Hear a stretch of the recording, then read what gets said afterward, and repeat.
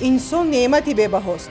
таъмини бехатарӣ ва ҳифзи аҳолии мамлакат яке аз афзалиятҳои асосии кумитаи ҳолатҳои фавқулода ва мудофиаи гражданӣ назди ҳукумати ҷумҳурии Тоҷикистон ба ҳисоб меравад.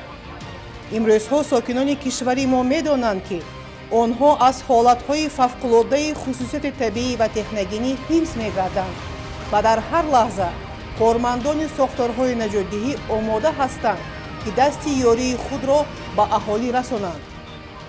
ҷиҳати иҷрои вазифаҳои гузошташуда махсусан дар фасли зимистон, кумита ба зерсохторҳои он ба рушди низоми мониторинг ва пешгӯии ҳолатҳои фавқулода диққати асосӣ дода, техника, технологияҳои пешқадами муосир ва тамоми намудҳои воситаҳои алоқаро истифода мебаранд.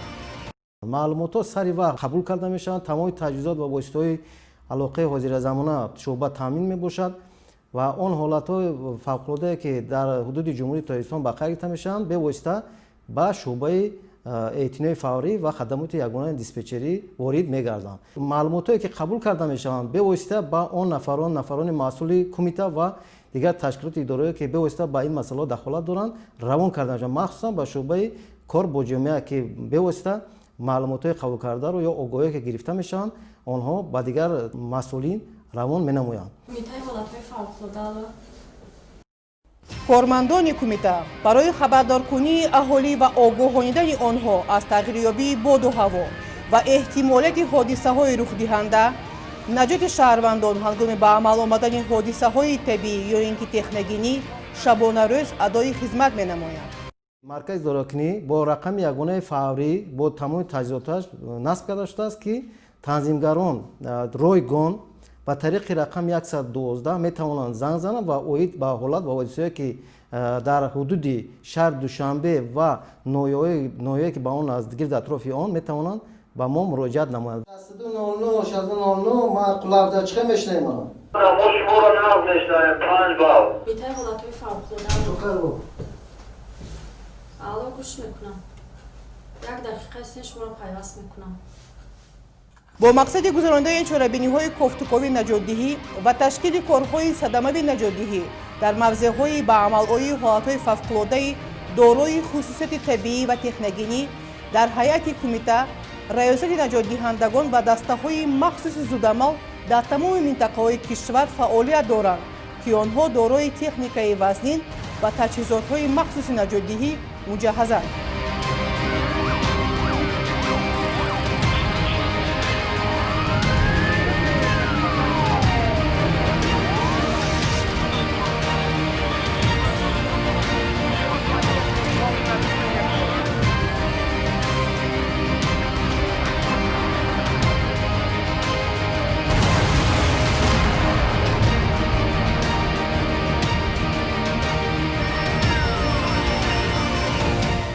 дар шароити имрӯза роҳбарияти кумита ҷиҳати беҳтар намудани фаъолияти сохторҳои наҷотдиҳӣ ва эътино ба ҳолатҳои фавқулода тамоми кӯшишҳоро ба хаҷ медиҳад, ки заминаи моддии техникии он боз ҳам пурқувваттар гардад.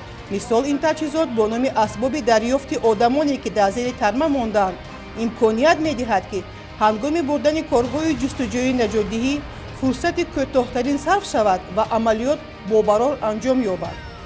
чунон ки дидастед ин таҷҳизоти махсус наҷотдӣ ки одатан барои корҳои кофтукови наҷот дар фасли зимистон ҳангоми тармафурӯӣ истифода бурда мешаванд.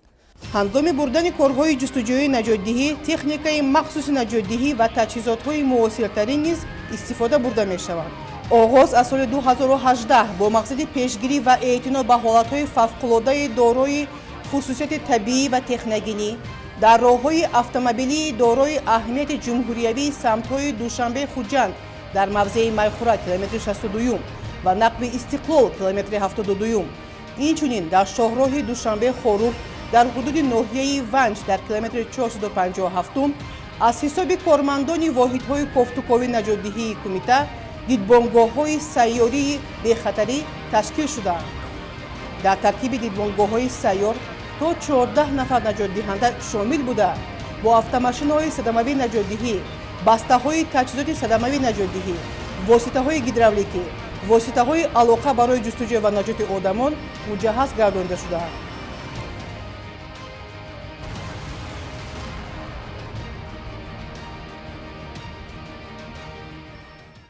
наҷотдиҳони кумита дар оиди мавсими зимистонгузарини соли 2020-2021 бо таҷҳизотҳои махсус наҷотӣ муҷаҳҳазонда шуда, таҷҳизотҳои махсус ки барои ҳангоми тармафуроӣ истифода бурда мешавад таъмин карда шудааст. Олат тармафуроӣ ё дар таи тарма мондани ронандагон мусофирон бо воситаи белои махсусе ки ҳангоми тармафуроӣ истифода мешавад ҳар як наҷотдиҳа муҷаҳҳаз карда шудааст. Як аз автомошини садамаи наҷотии махсус ки барои ҳангоми асосан дар фасли зимистон садамаи нақлиётӣ бисёр ба амал меояд, дар мошин бо таҷҳизотҳои махсуси гидравликӣ муҷаҳҳаз гардонда шудааст. Навбадори фаврии кумитаи ҳолатҳои фавқулодда лейтенанти калон маҷидо гӯш мекунам.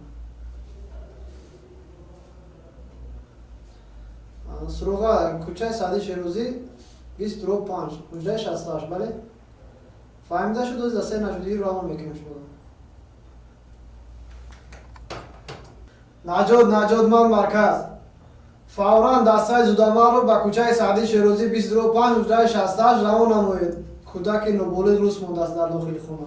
фаҳмида шуд шуморо қабул кардем. хабара гурӯҳи навбадор фавран ба ҷои ҳодиса сафарбар мегарданд. дастаҳои махсуси зудамали наҷотдиҳии кумита дар шаҳри Душанбе, вилоятҳои мамлакат, дар шаҳри Кӯлоб, минтақаи Рашт ва ноҳияи Айнӣ барои иҷро намудани амалиётҳои наҷотдиҳии дорои хавфи баланд ва расонидани ёрӣ ба аҳолии зарардида аз ҳолатҳои фавқулоддаву офати табиӣ ва инчунин фалокату садамаҳо равона гардида аз техника ва таҷҳизотҳои махсус низ муҷаҳҳаз гаштанд.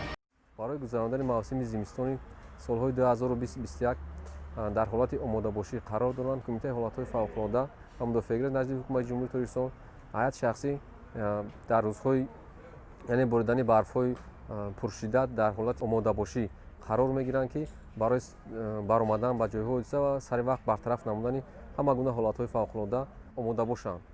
дар маҷмӯъ дар 10 соли охир аз ҷониби наҷотдиҳандагони кумитаи ҳолатҳои фавқулодда ва мудофиаи гражданӣ назди ҳукумати ҷумҳурии Тоҷикистон беш аз 10 000 баромади фаврӣ амалиётӣ анҷом дода шуда, зиёда аз 6 000 нафар наҷот дода шуданд.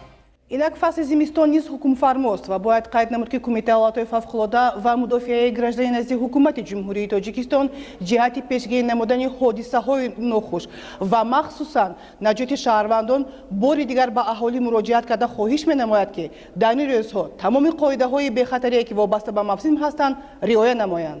ҳукумати мамлакат ҷиҳати таҳкими заминаҳои моддиву техникии хадамоти наҷотдиҳӣ тамоми чораҳои заруриро андешидааст ки онҳо имрӯз ба афзудани самаранокии фаъолияти кумита мусоидат карда истодаанд.